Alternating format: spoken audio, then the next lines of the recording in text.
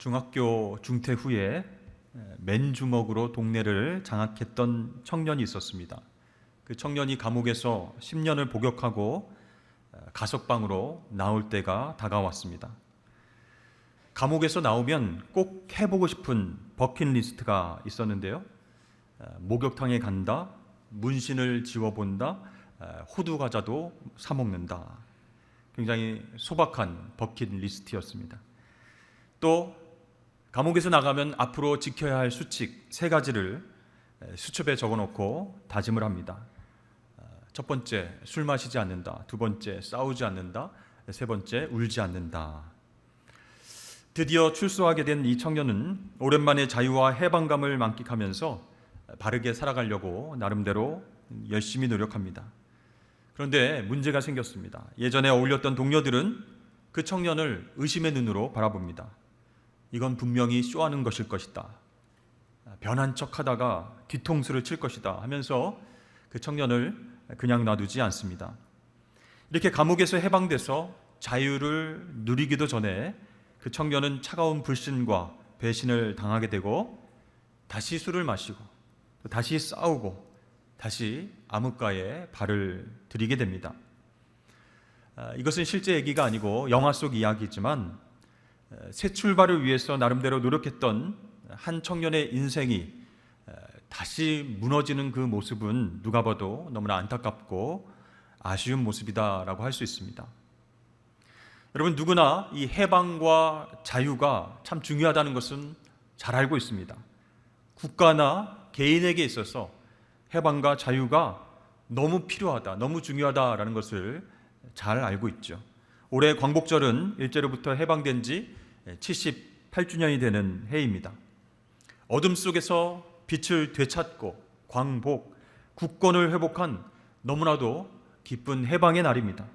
그런데 이 해방과 자유 이후가 더 중요하다라는 것이죠. 그 이후에 국가와 개인이 무엇을 추구하며 살아가는가, 그것이 제대로 정해져 있지 않으면 국가든 개인이든 언제든지 다시 어둠 속으로, 다시 고통 속으로 돌아갈 수 있다는 것입니다. 자, 이스라엘 백성들에게 자유, 해방 그 이야기를 하면 누구나 출애굽 사건을 떠올리게 됩니다. 그런데 우리는 종종 출애굽기라고 하는 책 제목 때문에 하나님의 인도하심으로 애굽을 탈출하는 것이 출애굽기의 목적이 아닌가 이렇게 생각을 하게 되죠. 그러나 이 책의 가장 중요한 목적은 출애굽 자체가 아닙니다. 출애굽은 하나님의 가장 중요한 목적을 이루기 위한 과정일 뿐입니다. 그러면 출애굽의 목적이 무엇일까요? 그것은 바로 하나님께서 약속하신 대로 시내산에서 이스라엘과 언약을 맺는 것입니다. 언약을 맺은 결과 이스라엘은 하나님의 백성이 되고 하나님은 이스라엘의 하나님이 되는 것, 그것이 진짜 출애굽의 목적인 것입니다. 이 사실을 바르게 이해하지 못하면 출애굽기라고 하는 책은요, 단순히 현실의 억압 속에서 고통받는 사람들이 해방받아서 살아가는 그 역사를 기술한 책이다, 이렇게 오해를 하게 된다는 것이죠. 그렇습니다. 우리가 출애굽 역사를 통해서 중요하게 바라봐야 하는 것은 어디로부터의 해방이 아니라 누구를 향한 해방인가, 그것을 아는 것입니다. 다시 말하면 애굽으로부터의 해방, 이것이 중요한 것이 아니라 여호와 하나님을 향한 해방, 그것이 목적이 된다는 것, 그것이 중요하다는 것이에요. 여러분, 애굽에서의 해방이 목적이 되면요, 이스라엘 백성들은 탈출에 성공했으니까 목적을 달성한 것이 됩니다. 목적이 없어진 그들은 광야에서 어떻게 생활을 하게 되겠습니까? 오랜 기간 동안 노예로 살아왔던 그 애굽의 문화와 식사를 그리워하게 됩니다. 애굽에서 몸은 고되고 또 자유는 없었지만 지금 광야 생활보다는 더 좋았다. 거기에는 충분한 물과 고기도 먹을 수 있지 않았겠느냐, 이렇게 불평불만을 하게 된다는 것이죠. 그렇습니다. 애굽의 노예에서부터 해방되어 몸은 자유인이 됐지만 그 생각과 마음은 여전히 과거에 얽매이게 된다는 것이죠. 그러나 이 출애굽의 목적이 여호와 하나님을 향한 해방, 그것이 되면 구원을 허락하신 하나님을 계속 바라보면서 시내산에서 주신 말씀대로 살아가게 되는 것이죠. 19장 6절 말씀입니다. 너희가 내게 대하여 제사장 나라가 되며 거룩한 백성이 되리라. 너는 이 말을 이스라엘 자손에게 전할지니라. 아멘. 자, 이스라엘을 출애굽하게 하신 그 하나님의 목적이 무엇이라고 말씀하십니까? 이스라엘 백성들과 언약 맺어서 그들이 제사장 나라가 되고 거룩한 백성이 되게 하기 위함이다. 이렇게 하나님 말씀하시고 모세 보고 그것을 백성들에게 설명해 주라. 이렇게 말씀하셨어요. 그럼 제사장 나라가 뜻하는 것은 무엇일까요? 그것은요, 이 이스라엘 나라가 세상 많은 민족 중에서 선택되어서 하나님과의 그 특별한 관계 속에서 가장 높은 위치를 차지하게 된다, 그런 뜻이에요. 그러니까 신분이 노예에서 제사장으로 달라지게 되는 것입니다. 여기에 나오는 제사장은요, 왕과 같은 위치에 있거나 그의 버금가는 지위를 차지했던 고대의 상황 속에서 이해를 해야 된다라는 것이죠. 그렇다면 이제 이스라엘 백성들은 노예의 신분에서 단순히 자유인이 되는 정도가 아니라 왕이신 하나님과 특별한 관계를 맺는 제사장 신분이 된다, 그런 뜻이에요. 이 거룩한 백성, 그것도 마찬가지입니다. 거룩하다라는 말은 구별되다, 분리되다, 그런 뜻이죠. 하나님 언약 당사자의 귀한 선택을 받아서 구별된 백성이 된다, 그런 뜻이에요. 그러니까 하나님께서 출애굽의 목적에 대해서 모세를 통해서 이렇게 말씀하시는 것입니다. 내가 왜 너희들을 애굽에서 꺼내온 줄 아느냐? 탈출한 것, 자유의 몸이 되는 것, 그 자체가 목적이 아니라 앞으로 너희가 제사장 나라가 되고 거룩한 백성이 되어서 나와 교제하게 하려고 너희들을 애굽에서 꺼내온 것이야. 여러분, 이것은 엄청난 특권이자 은혜입니다. 이 말씀을 모세에게 전해들은 이스라엘 백성들은 일제히 아멘하면서 응답합니다. 여호와께서 명령하신 대로 우리가 다 행하리이다, 그렇게 대답했어요. 이제 모세는 안심하고 하나님께 계명을 받기 위해서 시내산으로 올라갔습니다. 제사장 나라, 거룩한 백성으로 살아가기 위해 필요한 법을 하나님께서 직접 모세에게 전달하시기 위해서 시내산으로 올라와라, 이렇게 말씀하셨죠. 자, 하나님의 대리인인 모세가 십계명을 받기 위해서 시내산에 올라가 있을 때였습니다. 모세가 시내산으로 올라간 뒤에 소식이 없어요. 깜깜무소식입니다. 몇 날 며칠 정도가 아니라 몇 주가 지나도 돌아올 기미가 보이지 않자 이스라엘 백성들은 너나 없이 걱정과 불안에 사로잡히기 시작했습니다. 그들은 눈으로 볼 수 있었던 모세를 대체할 가시적인 형상이 필요했습니다. 그들의 필요는 아주 간단하게 충족되었습니다. 32장 2절부터 4절까지 말씀을 보니까 아론이 그들에게 이르되 너희의 아내와 자녀의 귀에서 금고리를 빼어 내게로 가져오라. 모든 백성이 그 귀에서 금고리를 빼어 아론에게로 가져가매 아론이 그들의 손에서 금고리를 받아 부어서 조각칼로 새겨 송아지 형상을 만드니 그들이 말하되 이스라엘아 이는 너희를 애굽 땅에서 인도하여 낸 너희의 신이로다 하는지라. 자, 이스라엘 백성들은 더 이상 보이지 않는 모세 대신에 이집트에서 익히 보았던 금송아지를 새겨 만들었습니다. 그런데요, 충격적인 것은 이스라엘 백성이 요구하는 금송아지를 직접 새겨 만든 사람이 놀랍게도 초대 대제사장인 아론이었습니다. 이스라엘 백성들은 아론의 손으로 만들어진 금송아지를 보고 감격해서 이렇게 소리쳤습니다. 이스라엘아, 이는 너희를 애굽 땅에서 인도하여 낸 너희의 신이로다.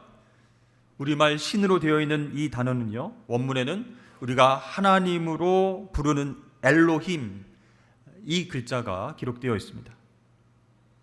그러니까 이스라엘 백성들은 눈앞에 금송아지가 자신들을 애굽의 노예 생활에서 해방시켜 주신 하나님이다, 이렇게 말하고 있는 거예요. 다시 말해서 자신들을 위해서 홍해를 가르시고 하늘에서 만나를 내려주시고 반석에서 강물을 터뜨려 주셨던 그 하나님이다 라고 감격해 했습니다. 그 광경을 목격한 아론이 한술 더 떴습니다. 내일은 여호와의 절일이다, 이렇게 공포한 것이죠. 자신의 손으로 새겨 만든 금송아지가 여호와 하나님이 맞으니까 제단을 쌓고 내일 그 금송아지 앞에서 여호와의 절일로 제사 드리고 축제를 벌이자, 이렇게 이야기를 한 것입니다. 날이 밝자마자 이스라엘 백성들은 금송아지를 여호와라고 부르면서 그 앞에서 광란의 축제를 벌이게 되었습니다. 여러분, 오늘 말씀에 나오는 이 금송아지 사건은 단순한 우상 숭배의 사건 정도가 아닙니다. 이것은 근본적으로 하나님 대신 다른 신과 언약을 맺은 사건이기 때문에 심각한 범죄입니다. 이는 너희를 애굽 땅에서 인도하여 낸 너희 신이라, 너희 하나님이다, 이렇게 말하면서 하나님께서 그동안 베푸신 놀라운 구원의 은혜를 다 부정해 버렸습니다. 또 내일은 여호와의 절일이라 선포하면서 그 앞에서, 제단 앞에서 번제를 드리고 제사를 드리고 먹고 마시며 뛰놀면서 새로운 결혼 축제를 벌이게 되었습니다.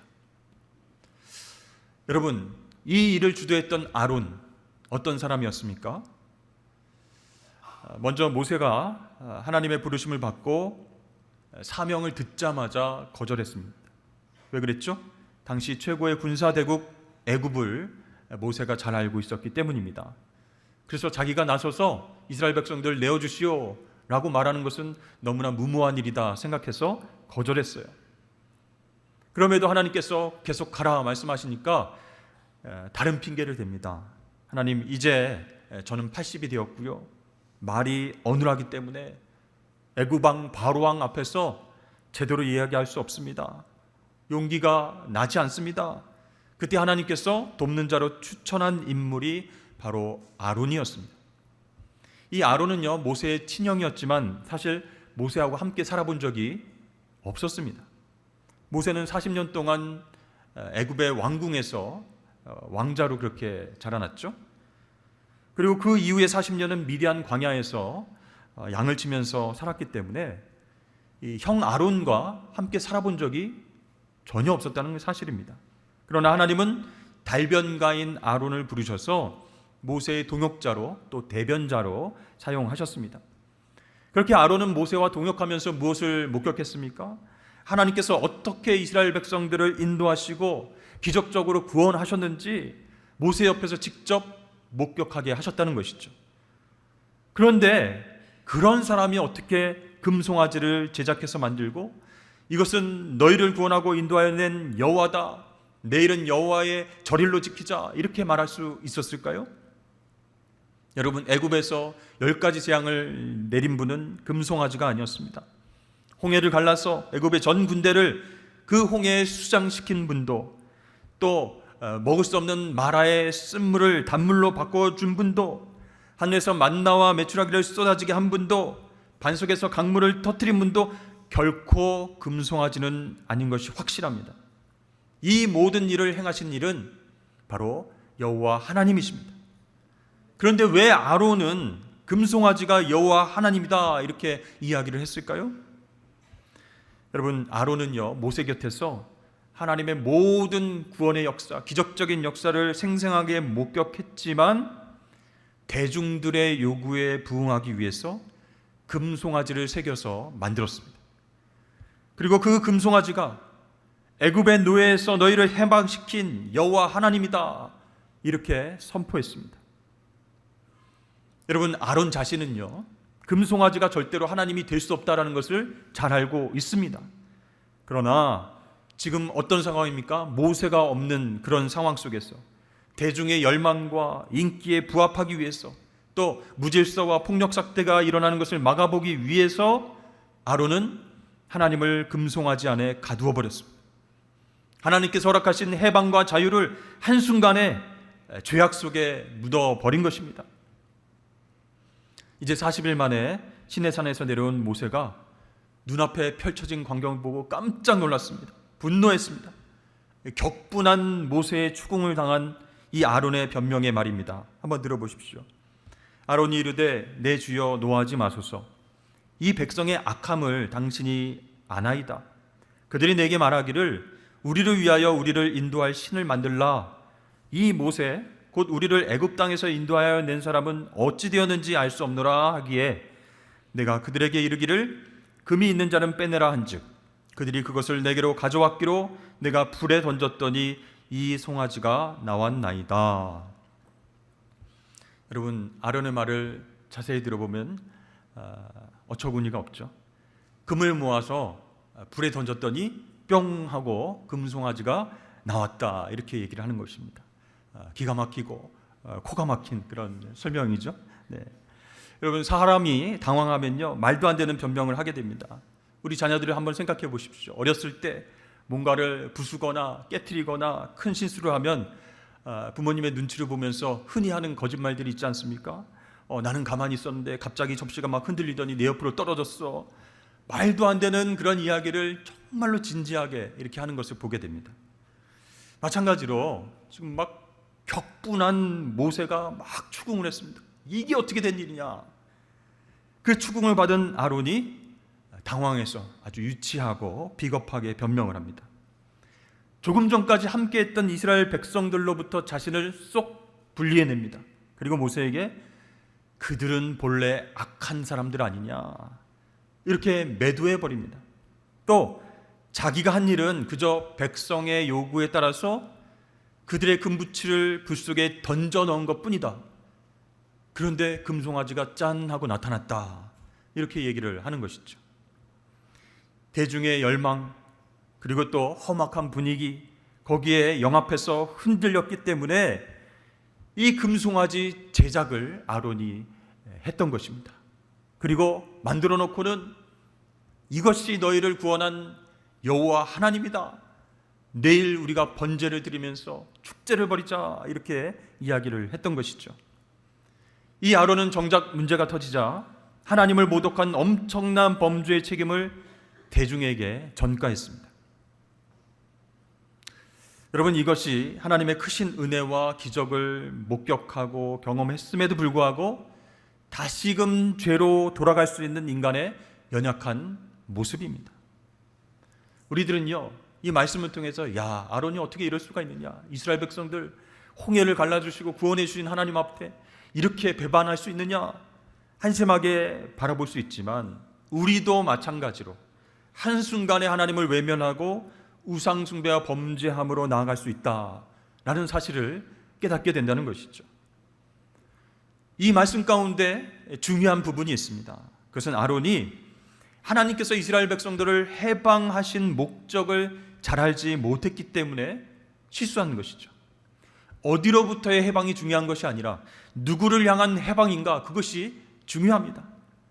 하나님을 향한 해방이 목적이었다라는 것을 아론이 알았다면 모세가 소식이 없어도 기다립시다, 조금 힘들어도 인내합시다, 하나님께서 우리를 제사장 나라 거룩한 백성으로 삼기를 원하시니까 기다립시다, 말씀을 들고 나타날 것입니다, 이렇게 도와줬어야 했을 것입니다.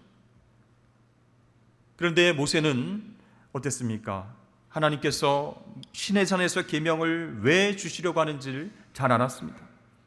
애굽에서 해방된 이스라엘 백성들이 제사장 나라 거룩한 백성이 되게 하시려고 법이 필요하다, 율법을 주겠다, 돌판에 직접 계명을 새겨서 주셨습니다.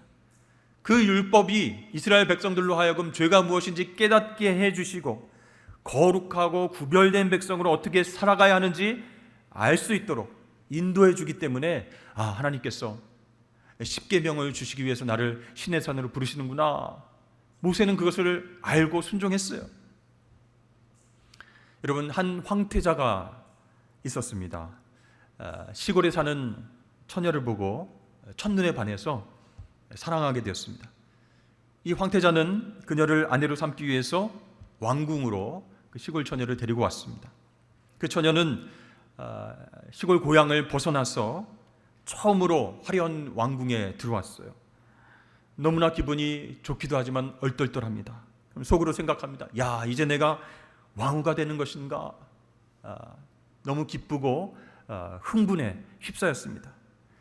여러분, 그런데 그렇게 기뻐하고 흥분만 해야 될 일일까요? 아니죠. 왕후가 되기 위해서 왕궁의 법도를 배우고 그 신분에 맞는 삶을 살아가야 한다는 것이죠. 훈련해야 됩니다. 그런데 그 처녀가 불평불만을 이야기하기 시작합니다. 왕궁에서 황태자가 안 보인다는 거예요. 황태자가 지금 바빠서 왜 나에게 안 오느냐, 잘 안 보인다 하면서 울고 때렸습니다. 그리고 신하들이 왕궁의 법도에 대해서 가르치려고 하는데 다 필요 없다, 무시하고 배우지도 않습니다. 그러면서 차라리 나는 다시 시골로 돌아갈 거야, 이렇게 불평불만한다면 여러분 어떻게 되겠습니까? 예수님께서는 구원받은 하나님의 자녀들이 다시 죄의 노예로 돌아가지 않기를 원하십니다. 그래서 우리에게 법을 주셨습니다. 우리 로마서 8장 1절과 2절 다 같이 함께 읽어보겠습니다. 시작. 그러므로 이제 그리스도 예수 안에 있는 자에게는 결코 정죄함이 없나니 이는 그리스도 예수 안에 있는 생명의 성령의 법이 죄와 사망의 법에서 너를 해방하였음이라. 죄와 사망의 법에서 해방받은 우리 성도들은 이제 신분이 변화됐습니다. 하나님의 자녀가 되었기 때문에 하나님 나라의 법을 배우고 순종하며 자라가야 됩니다. 그렇습니다. 우리가 구원받고 죄에서 해방된 목적은 하나님을 향한 성숙에 있는 줄로 믿습니다. 그러므로 성도의 성숙은요, 선택이 아닌 필수라는 것이에요. 누구나 하나님의 자녀가 되면 자라나야 됩니다. 하나님을 향해서 하나님의 법도를 배우면서 성숙으로 나아가야 한다는 것이에요. 그런데 왜 우리는 거룩한 백성, 성숙한 성도로 나아가지 못하고 제자리일 때가 많은 것일까요? 성도임에도 불구하고 세상을 더 그리워하고 애굽을 더 그리워하고 하나님 대신에 보이는 금송아지를 만들려고 하는 것일까요? 그 이유가 무엇인가요? 그것은 바로 보이지 않는 하나님보다 보이는 세상을 더 사랑하기 때문이다라는 것입니다. 여러분, 성숙의 문제는 곧 사랑의 문제와 직결되어 있다는 것이에요. 바울은 고린도 교회에 보내는 편지, 무엇이죠? 고린도 전서, 고린도 후서, 그 말씀을 통해서 이 교인들의 성숙에 대해서 권면하고 있습니다. 이 고린도 교회는요, 우리가 잘 아는 여러 가지 문제들이 있었습니다. 우상숭배 문제, 또 내부적인 갈등, 또 십자가의 도를 오해하는 문제, 성적인 타락, 또 세상 법정에서 성도들이 서로 송사하는 문제, 은사와 직분의 문제 등등 굉장히 많은 문제가 쌓여 있었습니다. 특별히 지도자에 대한 편견과 시비도 있었습니다. 이 고린도 교회 성도들은요, 바울이 더 좋다 이런 사람이 있었고, 아니다, 언변이 뛰어난 아볼로가 최고다, 아니다, 강인하고 예수님의 사도 중에서 가장 수제자였던 베드로가 최고다. 이 지도자들을 놓고 분열되어 있었어요. 각자 선호하는 리더십의 목회자만 환영을 했던 것입니다. 고린도전서 1장 12절 말씀을 보니까 내가 이것을 말하거니와 너희가 각각 이르되 나는 바울에게, 나는 아볼로에게, 나는 게바에게, 나는 그리스도에게 속한 자라 한다는 것이니. 여러분, 이 고린도 교회 성도들이 왜 이렇게 미성숙한 모습을 보였을까요?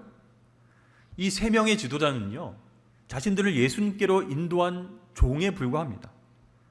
그걸 잊어버리고 세 명의 지도자가 가리키는 그 예수님을 바라봐야 했는데 그 사람들, 지도자를 바라보게 된 것입니다. 여러분, 바울이나 아볼로나 베드로가 성도들을 위해서 십자가에 못 박혔습니까? 구원을 허락해 주었습니까? 결코 아닙니다. 이 세 지도자들의 삶과 목회의 초점이었던 예수 그리스도만이 고린도 교인들이 바라봐야 할 대상이고 순종하고 사랑해야 할 대상일 뿐이다라는 것이죠. 그럼에도 불구하고 성도들이, 고린도 교회 성도들이 성숙하지 못했기 때문에 나는 게바파야, 나는 바울파야, 나는 아볼로파야, 이렇게 나뉘어져서 싸웠다라는 것이에요. 여러분, 예수님께서 고린도 교회 성도들의 그 미성숙한 모습을 보셨다면 얼마나 가슴이 아프셨을까요? 사랑하는 성도 여러분, 우리가 성숙으로 나아가기 위해서 먼저 예수님을 사랑해야 할 줄로 믿습니다.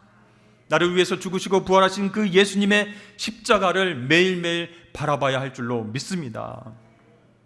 예수님께서 나를 죄와 사망에서 해방시켜 주신 목적이 무엇인가? 내 감정대로, 내 뜻대로 신앙생활 하려는 것, 그게 아닙니다. 제사장 나라가 되고 거룩한 백성이 되어서 성숙한 신앙인이 되어라. 빛과 소금의 역할을 감당하는 하나님의 자녀가 되어라. 예수님을 더 사랑하는 제자가 되어라. 그것을 우리에게 요구하고 계신 것입니다. 고린도 교인들은 또한 우리 성도들 가운데의 일부는 어린아이들처럼 영적으로 불안정한 삶을 살고 있지는 않습니까? 아직 걸음마도 떼지 못한 영적 갓난아기들, 그 미성숙한 아기들의 특징은 무엇일까요? 감정에 따라서 이리저리 흔들린다라는 것이에요. 그런 그들에게 사도 바울이 성숙을 위해서 무엇을 강조하고 있습니까? 바로 사랑입니다. 고린도전서 13장, 우리가 잘 아는 사랑장이죠. 거기서 얘기한 사랑은 추상적인 어떤 개념이 아닙니다. 예수 그리스도의 삶 속에서 극명하게 나타난 바로 사랑의 모습이었습니다. 예수님은 우리를 구원하시기 위해서 오래 참고 온유하게 대하셨고 시기하지 않으셨습니다. 자랑하거나 교만하지 않으셨습니다. 무례히 행치 않으시고 자신의 유익을 다 내려놓으셨습니다. 악한 것, 불의를 보면 기뻐하지 않으시고 진리와 함께 기뻐하셨습니다. 그렇게 우리 생명을 구하기 위해서 모든 것을 참고 모든 것을 믿고 모든 것을 견디신 줄로 믿습니다. 사랑하는 성도 여러분, 우리가 죄에서 해방된 목적이 무엇인가요? 예수님을 바라보면서 성숙한 성도가 되길 원하셔서입니다. 그렇게 성숙한 성도들은요, 세상에 나가서 제사장의 역할을 감당하게 됩니다. 거룩한 백성의 삶을 살아가게 될 줄로 믿습니다. 그러므로 성도 여러분, 예수님을 사랑하십시오. 예수님의 십자가를 매일 바라보십시오. 그분의 말씀을 더 사랑하시고 그 말씀 깨닫는 대로 순종하십시오. 그리고 그 사랑을 이웃에게 전해 주십시오. 그러면 우리도 조금씩 하나님 기뻐하시는 성숙의 모습으로 나아가게 될 줄로 믿습니다. 그렇게 어렵고 힘든 이 시대 가운데 변화와 성장을 위해서 계속해서 전진해 나가는 저와 여러분 되시길 주의 이름 축복합니다.